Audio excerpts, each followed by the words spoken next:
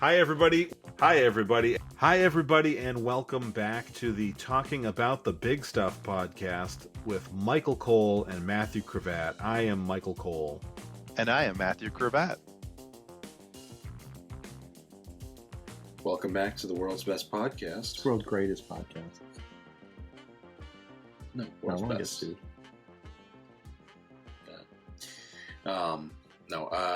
Tonight's topic, or tonight's second topic. We should have for changed you and shirts. me, everybody else.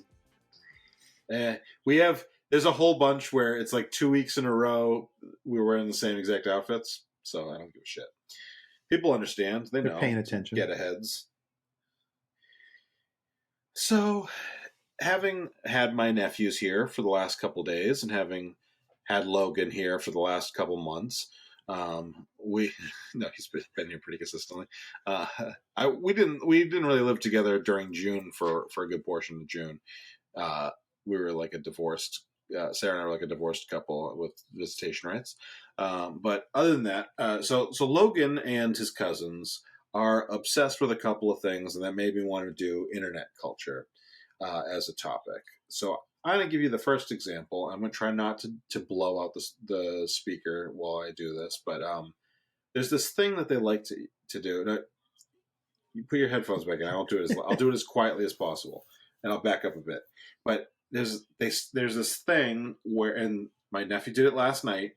Logan did it last week, where you're in a public place. There's a person that you can see kind of either walking or whatever, and they go, "Can I get a yeah?" But they do it in like an orgasm voice.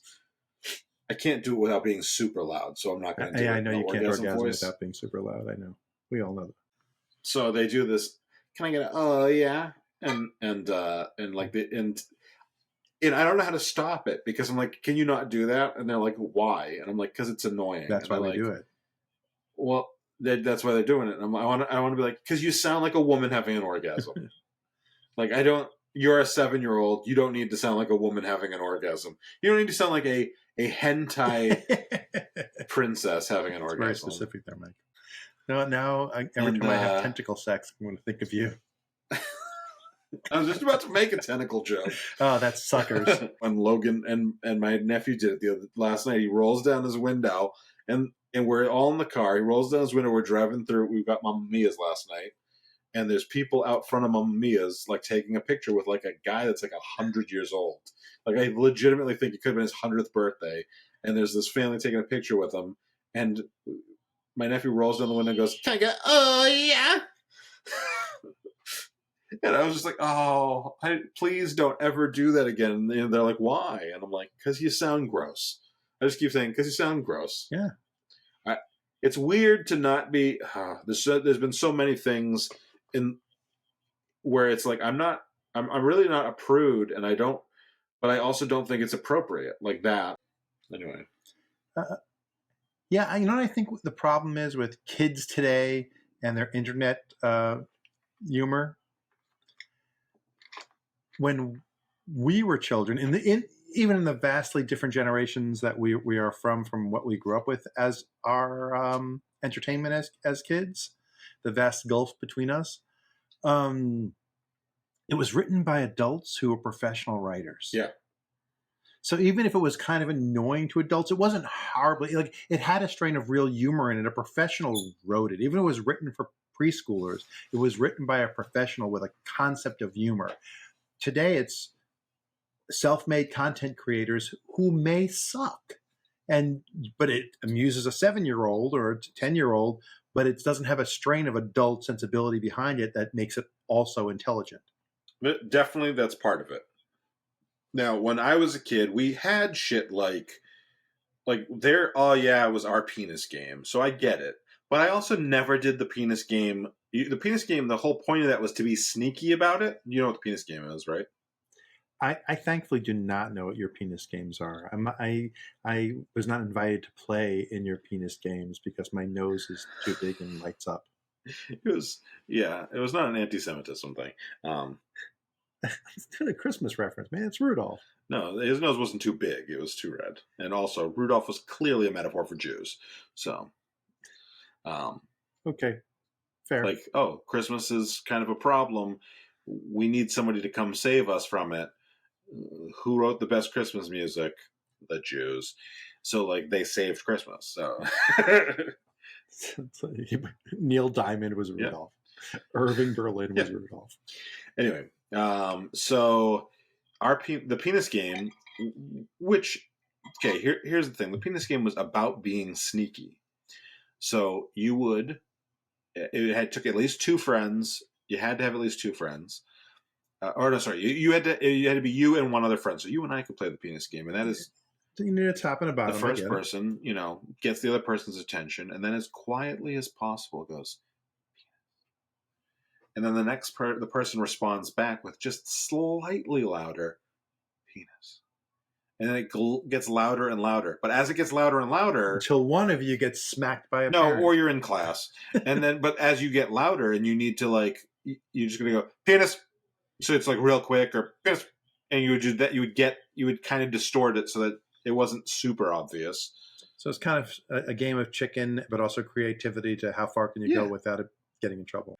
Also, I think that it's important for us to realize that we're internet. Well, culture. I think there's another thing with internet culture though is the near infinite sake of it. So I grew up before cable TV, so there was a handful of channels. So there was some level of the best gets on, right? And then even with cable, only a certain amount of quality makes it to the air. Even the bad stuff beats stuff that you would never see because it wasn't even good enough to be the bad stuff. Now on the internet, you can have genius material, like brilliance, and you could have something that someone could hit play on the camera and just record it. So that's the other thing is anything can be out there because anyone can put it out there.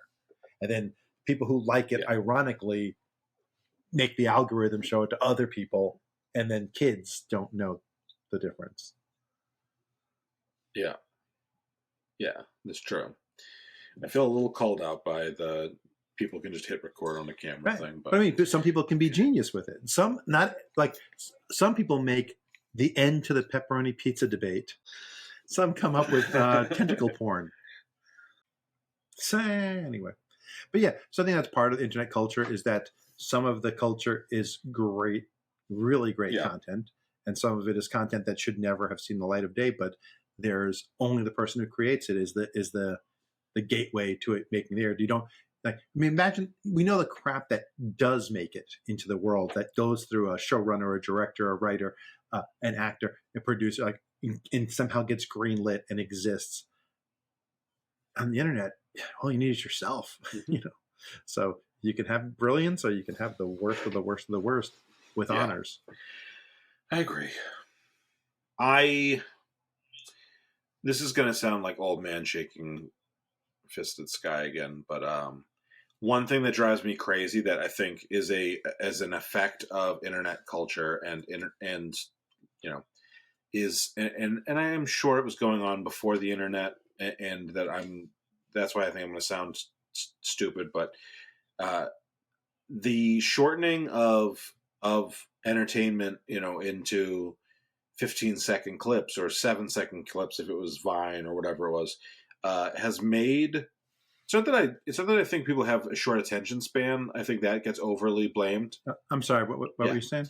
I think that's overhyped, but I do talk to people a lot who are younger than me who are like, oh, that movie's 2 hours long. That's a long movie. And I'm like, fuck off. 3 hours is when you get to start even thinking about making that statement.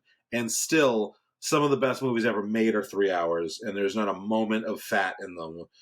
But at the same time, if you're people like Sarah says it occasionally, and I'm like, you're not old enough, or you're not young enough to be saying stupid shit like that.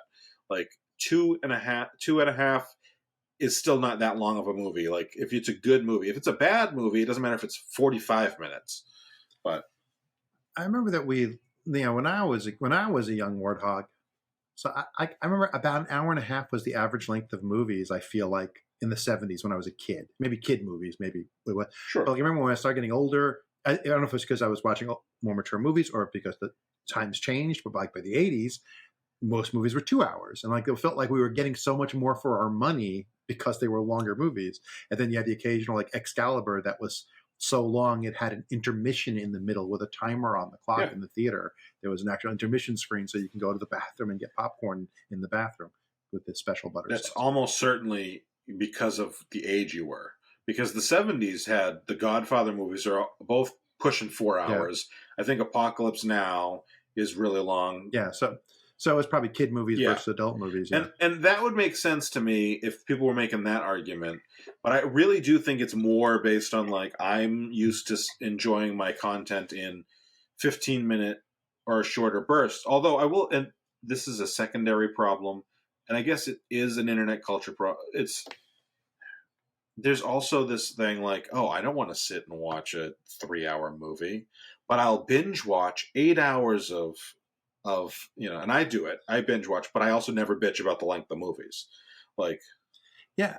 The one thing I don't like about binging, and I binge, plenty, is I think it hurts the development of TV shows that only work when binged. So here's my crazy hot take opinion. Marvel's The Inhumans was a good show, but it was so slow paced and building slowly that a release once a week on network TV with commercials killed it because people were used to Netflix releases where it would come out in one day and you'd watch 4 episodes in a row and have a whole story arc happen.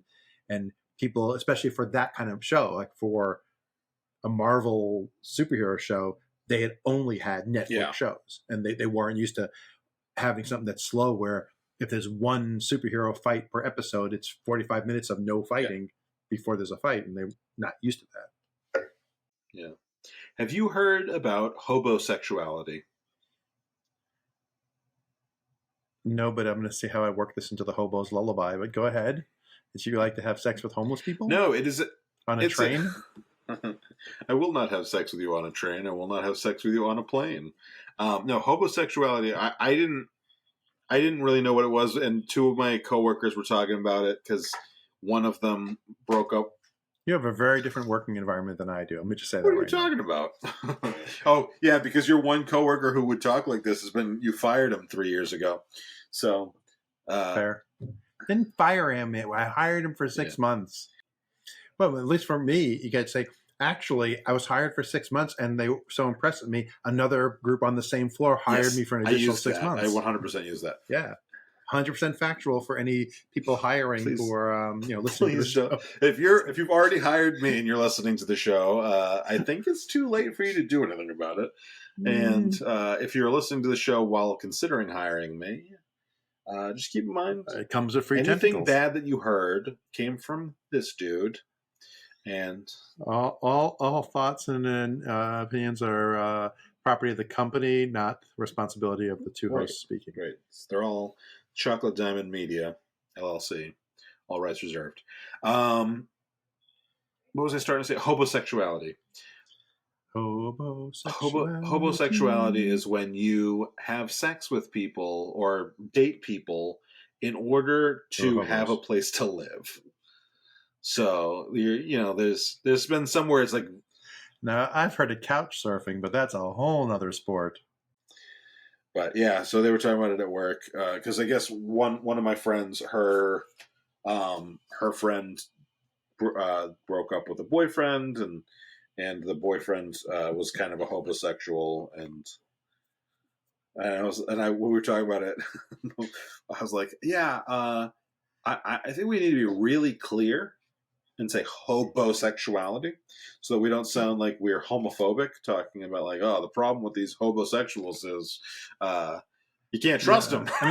You never know what they're there for. Well, the thing is, it's weird because I'm always afraid to spend the night. I guess you can call it kind of a hobophobia. Hobophobia. Yeah. Anyway, it's going to be a short episode because I really have kind of run out.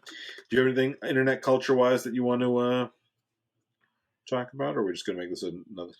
I don't know. I think my kids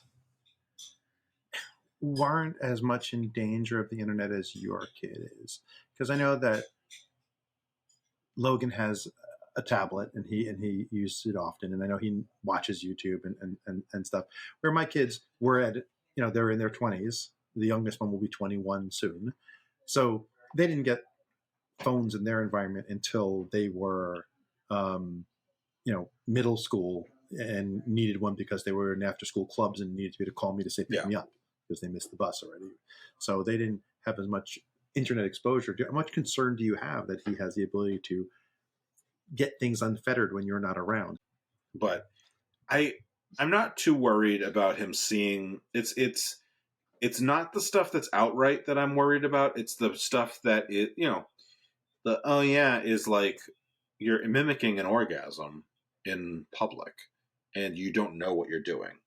And so there's that stuff that's more subtle. It's, like ultimately if he ran into porn, I feel like at his age right now, he would be like, Dad, what is this?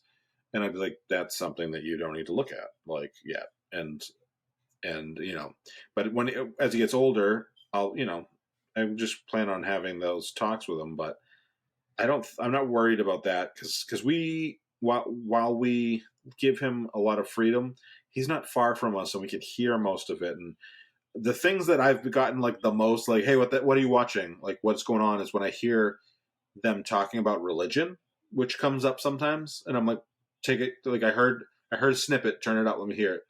And then I'll hear like, and then Jesus said to him, and I'm like, okay, change it. And not because I don't want but he shouldn't get a skewed version of a YouTuber's version, right? And even if he was watching like somebody who is an expert on the Bible, I want to. If he's gonna get Bible stuff, Sarah or I need to be there next to him for a little while to be like, okay, this is what we listened to. This doesn't make sense. This doesn't make sense. This is kind of mean-spirited or unethical. People believe this, and it's been around for a long time before, the concept of this really existed in the way it does now. And so I would like, to be able to basically, I won't fact check and like, not fact check's not the right word, but you know what I'm saying? Like, well, especially is because you guys probably don't know all the true things. I've been listening to a podcast called Data Over Dogma and following the host on TikTok, and it's hysterical. He goes, because he is a believer and he's a churchgoer, but he's also a PhD in biblical history and stuff. And he goes through things I was watching when we was talking about homosexuality in the Bible, and he goes, homosexuality didn't exist as a concept. No. Male on male sex existed, and that's what they talk about as being a sin and being an abomination to sex, but not being gay, because being gay wasn't a concept. They didn't talk about who you're attracted to. They just talked about what you did. It's just, that's a more modern sensibility. And it's like when you say, oh, the Bible doesn't like homosexuality. No, it doesn't even say that because they didn't even think about that. It doesn't like someone to have anal sex with someone because that was seen as demeaning. Well, and I think it's the Sodom and Gomorrah story. Sodom and Gomorrah. It could be wrong. Was all about, that was not about sex. It was about being prideful and not following the Lord's wishes, because they were going to destroy that before the angels went down and were offered up to be raped. Like that was that was like the last ditch effort to not destroy them. It was already they were already supposed to be destroyed. I might be confusing which story I'm talking about, but there was one story that I had researched it for a paper, and it was. There was, these men were sent, and it was a I can't remember what they call the term, hospitality culture, and these men were staying with staying with families, and that's Sodom and Gomorrah. They came down. The men let them in. All the men in the town came to want to rape them. And they said, "No, rape our wives and daughters." He said, "No, take my daughters." Because it would be unthinkable for me, hospitality wise, to allow you to rape a guest. I've taken them when you can rape my wife and my daughter. And so, get that homosexuality is wrong out of that story is very fucking weird. So it's like, hey, these are human beings because they have penises. You got to leave them alone. But look, I got plenty of these non-human beings because they have vaginas. And so, that's kind of how I've always understood that story is super misogyny. But the punishment of destroying Sodom didn't come because of that event, because they were sent there to try to prove there were good people there and you shouldn't destroy the city because it was already slated for destruction before they even got there. That's true. We'll put that we'll put that story on uh, TikTok, and some guy will be like, obviously God hates them, and like it doesn't matter. And the comments will be hilariously bad. That's what's fun about watching Dan's channel, because he does a lot of those stitches. Yeah. Is that what they call it? Where he'll play their thing and they'll do their intro, and he'll go, okay, let's see it.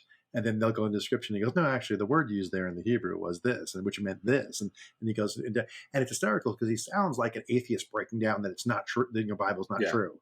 But he's a believer who just doesn't like misinterpretation of what it was. He's like, it was a story written the way it was. He's not a fundamentalist, word for word true. So he'll like Lucifer in the story is clearly a reference to a king of this other land who they were sarcastically calling him the morning sun or whatever, or morning star. And it was sarcasm. Lucifer didn't mean Satan. They weren't synonyms in the Old Testament. Well, that's just something that came up later. Yeah, I did hear that something about that recently, where it was like, no, Lucifer didn't become Satan until like 6th century or something like that. That was never really connected. But I also think it's really funny that there's plenty of stuff where we hear about, oh, this person tried to name their baby Lucifer, and they went to court, and the judge said they can't name their baby Lucifer. But you can see a lot of Morning Star shit all over the place. Like, that's a little weird. It's my favorite sausage. Yeah. And there's hotels and stuff. I passed one driving down from Massachusetts last month where it was like the Morning Star Hotel or something. And I was like, so, like, people are fine with that? Or maybe people are just so dumb that they don't realize Lucifer Morning Star. Yeah. That's like, who is Lucifer Morningstar? He's a character in DC Comics and TV. I like that show a lot. I loved the last season or so was great. Hello, detective. What is it you really desire? If I had that power, oh my god. Also, some of the women on that show, holy shit. Eve is... Yeah. Eve and, what's the demon woman? Maze, yeah. Maze. Mazikeen. Oh my god. It was so great in the first season with the Halloween episode where she took away the glamour on her face to show that half her face was scarred up, because that's how she is in the comic. And it was like, oh, they're not doing it justice to the comic. And then that episode said, yeah, we are. We're just not showing it. Because in the comic, she always wore a mask covering half. Yeah. Somebody knocked down the camera. I think it was her. Little feline I'm butthole. drinking my tea. Kitty cat, can you go away for a minute? Yeah. No, kitty. Bad kitty. Now with the internet, just anybody with a fucking webcam can just let their cat knock their camera over in the middle of their average average. They're two white guy podcast. You know. Do you watch What We Do in the Shadows? Yes. I've not seen the current season if it's currently on. It is. Because I don't have Hulu anymore. I got rid of Hulu since the last season. Well, anyway, first season or second season, when she's talking about her boyfriend Jeff, and she keeps saying like Jeff, it sounds like a disappointing orgasm or something. Jeff. That's what I feel like sometimes whenever I'm like, I got a podcast, and people like have that look of like, oh yeah, like Jeff. Actually, when I posted the first episode, I went on vacation. I had already recorded my second episode, the one with you, but I had saved it to post the following week. And I was on vacation last year, and I was talking to my cousins. I was like, oh yeah, I got a podcast. And one of my cousins goes, oh yeah, there's not enough of those. So I don't think he's listened. It's helpful. I said a friend of mine is a 30-year-old white guy with a beard, so he's got a podcast. Yep. I'm almost a 40-year-old white guy without a beard. 30-something. Oh, so I had a story actually. I realized if I said that I didn't have a lot of issues, and then when you were talking, I remembered one thing that happened with Jacob, my oldest, when he was like maybe 15 or 16. I'm not sure exactly. He comes to me and he goes, now that I'm watching, I watched all the Doctor Who's and I watched all the British episodes of Torchwood, the spin-off series. Is it okay if I watch the American one? And the American one was on cable TV, and it was a lot more hardcore and a lot of sex, a lot of gay sex, a lot of straight sex. And I was like, Jacob, I don't know if you're old enough to watch that. It's got a lot of adult themes.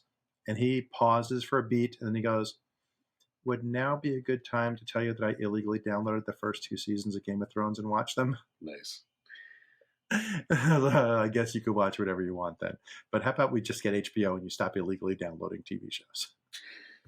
Speaking of gay sex, I told you I'm not a homosexual. no, I think that it kind of relates to the topic of internet culture. I worry, especially like I keep saying like that would make me gay, and that would be gay, and I'm like, and I don't feel like his parents are doing that. I feel like that's like an internet, maybe it's a kids at school thing, but I really thought like, oh, like homophobia is going to go away in the younger generations, and like talking to him, I'm like, oh, maybe it's not, and I don't know if that's the internet.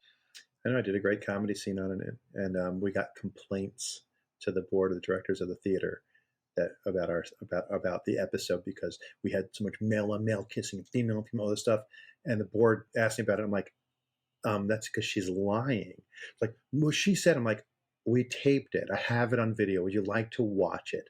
The whole thing was about 2 men who wanted to get married because they loved each other, and 2 women who wanted to get married because they were on America's Top Model and got knocked off, and they thought, how can we stay in the celebrity eye? Ooh, what if we pretend we're gay and we want to get married? So there was definitely no lesbian kissing because they weren't even a gay couple on the scene. Mm-hmm. And there was a one kiss, male on male, when we got married. We the grooms kissed each other, but it was chaste and it was delightful. And like they watched the video and they were like, that was a really sensitive treatment of the subject, even though it was a comedy. It was really funny. I was like, yeah. And so if she complains again, we'll tell her to shove it up her ass. I'm like, thank you, board. Appreciate it. Like I had it on video because they were like siding with her until they saw it. I just wonder if. So we were starting to, with not just homophobia, but because my kids were the opposite. My kids were like when they see a gay relationship or a lesbian relationship, like my daughter especially, is like, it's so sweet, it's so sweet. I mean, they are so pro, which turned out really nice when one of their cousins came out. It was like there was no concern that they were going to have an issue with their cousin because they were super pro gay rights, even though they were not straight. I just wonder about the, like we've talked. Well, we haven't. You and I have talked about it off camera a bit, or off podcast a bit, but like it mostly in regards to podcasts we've listened to. I think where they talk about radicalization, and like I think that like racism, bigotry, all of that kind of comes into the same radicalization thing, and the internet has exacerbated a lot of these different kind of radicalizations. Like I'm going to go out on a limb here. This is also something I've been thinking about writing about, but I think if you looked at me at 17 years old, you would be like, oh, 17 years old, look at that 17-year-old in 2023 lens, incel, 100% incel. Like nobody wants to fuck me because nice guy, because people don't fuck nice guys. But I didn't have I had the internet.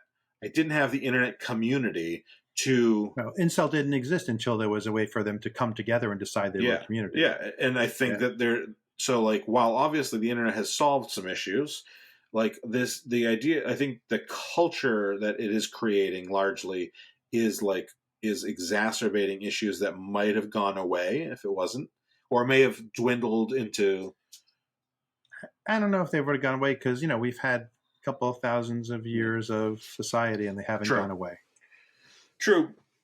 It's more visible now, perhaps. Easy to do it in bigger numbers, but I mean, I don't know after the Holocaust, I don't know what they say that, there's bigger numbers of racists now after slavery and the Holocaust and Jim Crow. Yeah. I mean, just different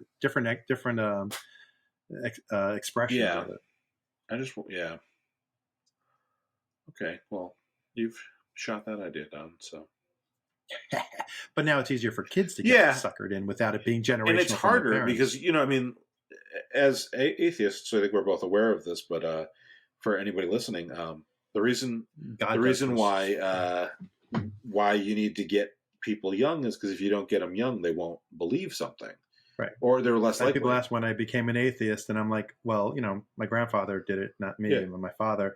And by the time anyone told me to believe in magic, it was too late to tell me to believe in magic. And I think that works also with a lot of like racism. Like you and I would be much more difficult to radicalize and than if, if we had somebody, whether it was parents telling us when we were kids, or if we were like young impressionable adults who feel disconnected from reality, and they go onto an online community, and the online community kind of does, the same thing that people have been doing. I mean, it's really, it's what Hitler did. I don't want to do, was it rule, what's the rule against not Godwin's law. Godwin's law, like, but ultimately, like, this idea of scapegoating groups and using that as a way to get people together has been around forever.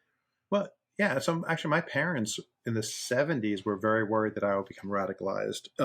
That wasn't the term, obviously. Then back, what they were concerned about was the Moonies and the Hare Krishnas, because it was common for affluent middle class or an affluent Jewish kids in the Northeast to end up in those cults, because we had like no sense of magic and mysticism. Like, so many of us were secular Jews, but even if you weren't secular, Judaism isn't about magic, and it isn't about your soul and transubstantiation and all these other things. It's very, here are the rules, follow the rules.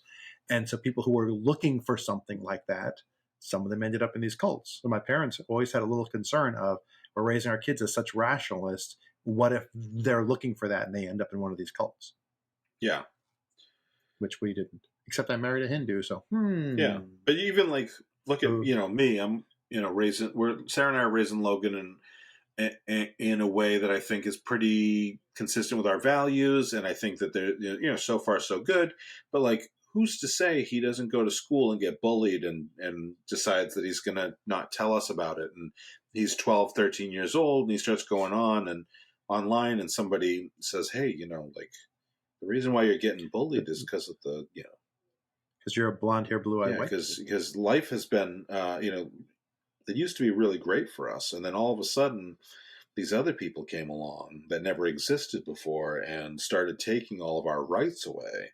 And, you got to understand that, like, they weren't meant to have what is ours. And, like, all the other shit that, like, people are whispering in the ears or typing on the screens to these kids. And you get, like, the idea, I guess it's being a millennial. I really felt like my generation was like semi fucked, but Gen Z would be they would be the salvation. They would be the ones that like were fully born into this new world that like Gen Xers and millennials were kind of like shifting things to. And as they were coming of age, Gen Zers would, and then you'd meet a Gen Zer who was like full on Republican. And you're like, oh, holy fuck, I hate you. Yeah, I mean, it's frustrating because I talk about my daughter as an activist, and one of her biggest frustrations is that so many of her friends aren't. Like, she couldn't. It was like pulling teeth to get her friends to come to support her when she was speaking at an event, and she's like, "This is our future." Even the ones who politically would be aligned with her weren't going to come out on a Saturday afternoon to hear her talk. And that she came up with a term. She's working on a new song, and one of the lines in it is that it's about young people becoming activists and using their voice. And one of the lines she had was, "We are generation change." And I was like, "Did you make that up?" And she's like, "Yeah, in school once they was like, what would you call your generation instead of Z, to give it a name?" And that's mine. So I started Googling it, and there's like 5 or 6 different organizations that already use the term. And I'm like, too bad other people have came up with it too, because that's a brilliant term. But so I keep it in the song, but we can't make the song about that, because other people are using it. It kind of will seem derivative, even though you came up with it on your own anyway. Yeah. I actually so you should have done something when you were 15. And I wrote my first half a novel I ever wrote was about millennials. It was when I was in my mid 20s, and I was, or actually maybe it was right around the time I was graduating. So I'd have been 28 years old or so. And I was, I wrote a half a novel, and I called it Generation Y, like WHY, because we came after Generation X. I don't think I had started hearing millennial yet. And it was just kind of about how, like, we're the generation where we were told to go do all these things, go to school, and we're the first generation where that didn't really do what it was supposed to do for us. It wasn't easy to be in a better financial and social situation than your parents. Yep. We're the first generation for that. We're also like, we had a bunch of people who were like, oh yeah, just go work a summer job, 20 hours a week and you'll pay for college. And then when you get out of college, you'll be making easily like 70 or 80 grand. And that's what I heard people saying that. And I was like, that doesn't fucking exist. Where is that? And so I started writing this book called Generation Y. My daughter's date is leaving, and walked in the house, started having conversations with my wife. So it's kind of got Yeah, it's okay as long as he's friendly. That's it's a good sign if he's talking to you guys. Yeah, unfortunately, he's talking about how he's moving to Lynchburg, Virginia, in a couple months. So yeah. Friendly, but not. Is he hot though? He's taller than me. They just walked out the door. And he was very nice when he came in. The first thing he did was come over and say hi to me before they went out on the back porch to hang out. Hey, who knows? Maybe he'll go away for a couple of years and they can stay in touch. Who knows? They're high school friends. They've been friends forever. That's good. So anyway, should we wrap it up? I think we're gonna have a couple short episodes, but yeah.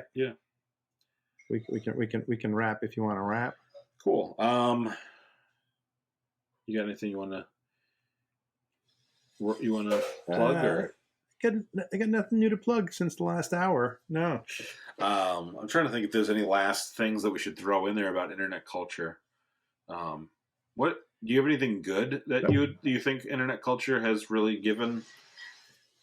Well, yeah. I mean, I think like, whether it's algorithm driven or just looking for the right things, you can, there's a lot of good uses for the internet that we didn't have that our kids can use. Like my eldest, for example, taught himself to speak Yiddish from YouTube videos. And he went and found stuff like he spoke German from school, taught himself Yiddish.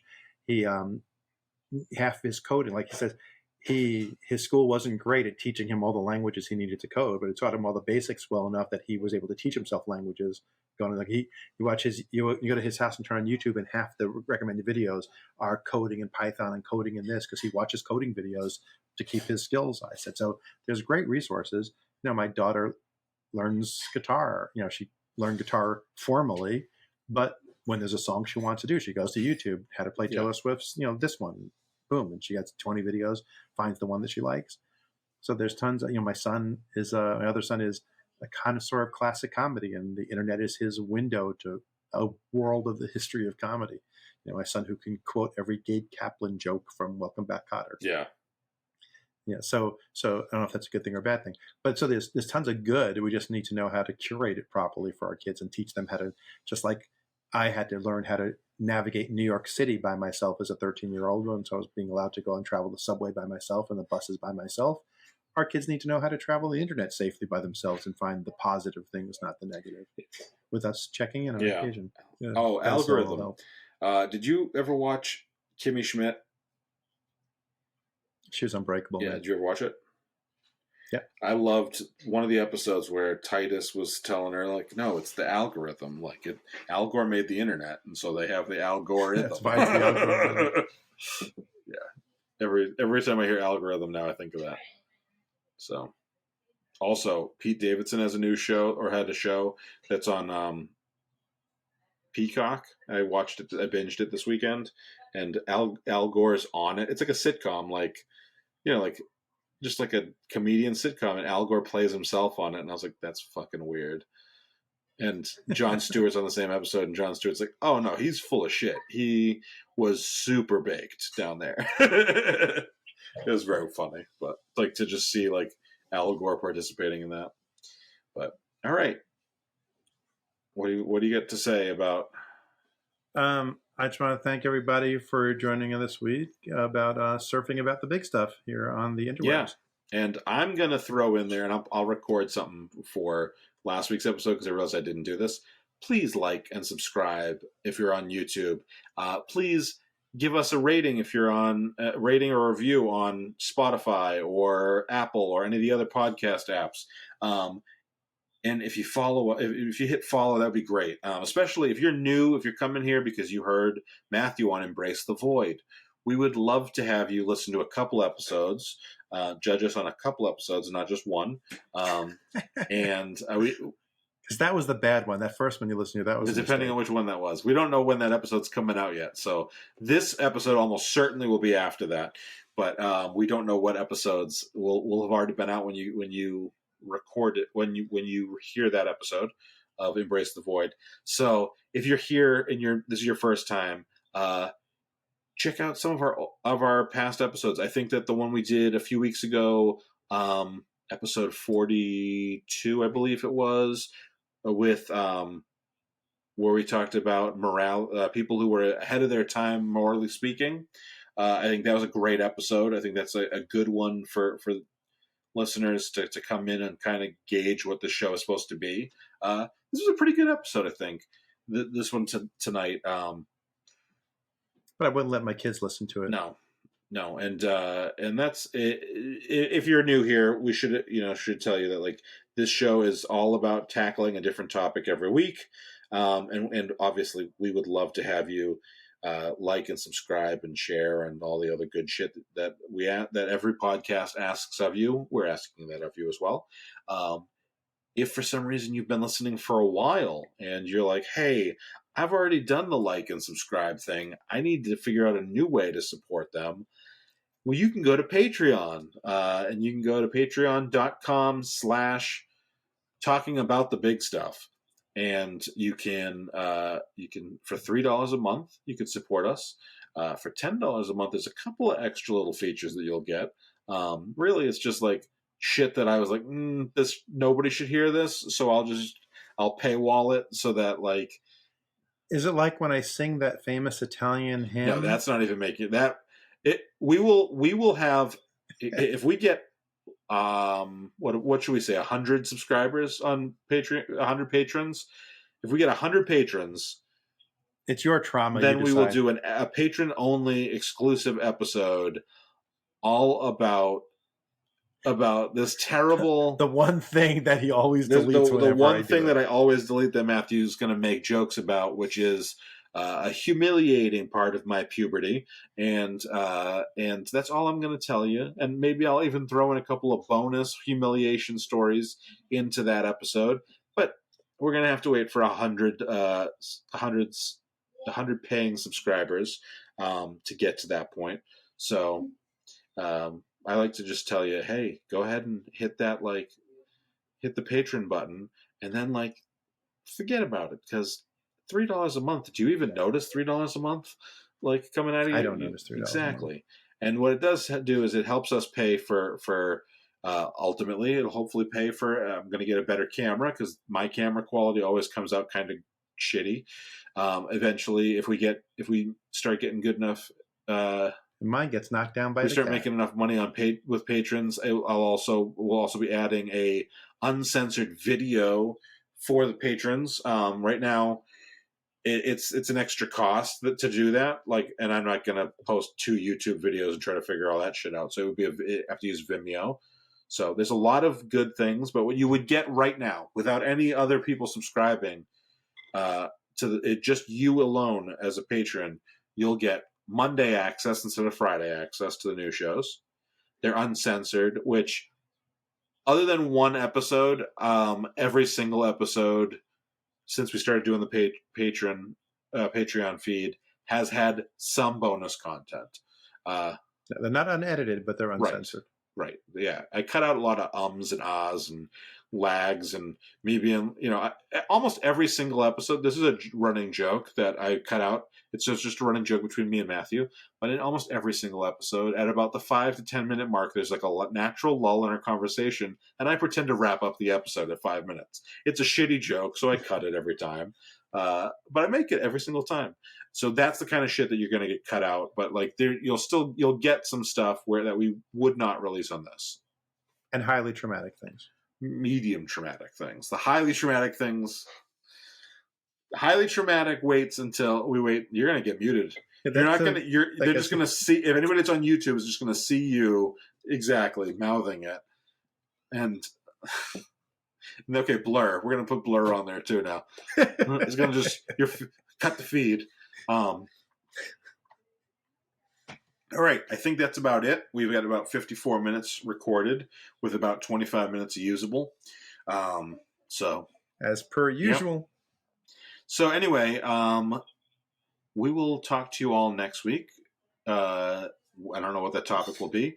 Matthew, I will talk to you in 2 weeks, but to these listeners, it will be earlier this week. So It's like magic. it's like magic. I love the way. Have you ever go through the old Harry Potter movies and watch and just like realize that some of the line? Never again. Oh, I own them, so like They're banned in ours.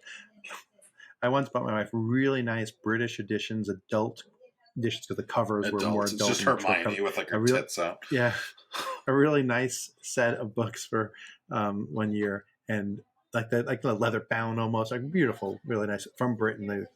Really nice. And she's like, I think I should just donate them or what? Yeah.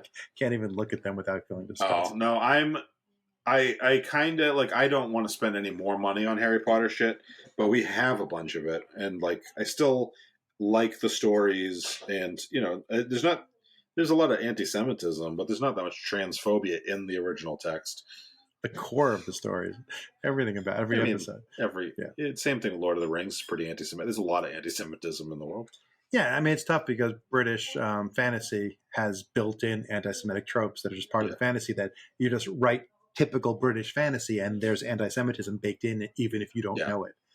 Which I think is probably the case there. I don't think she was intentionally doing anti-Semitic tropes.